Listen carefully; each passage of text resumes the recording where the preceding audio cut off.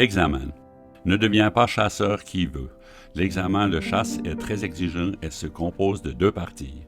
La première partie porte sur le tir.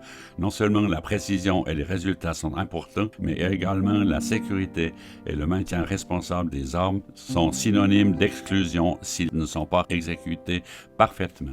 La seconde partie porte sur tous les éléments appris lors de nombreuses séances de formation, notamment la législation, la faune et sa biologie, les oiseaux, la forêt, les arbres et essences, l'éthique, le comportement, les chiens, la gestion de la faune, l'hygiène de la viande, etc.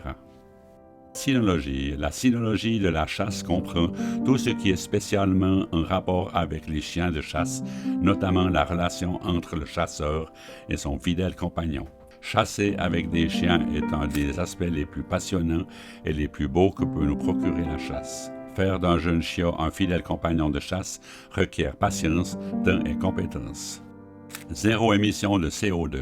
Le gibier sauvage naît, se nourrit et grandit exclusivement dans la nature, sans aucune intervention humaine, n'engendrant ainsi pas la moindre émission de gaz à effet de serre.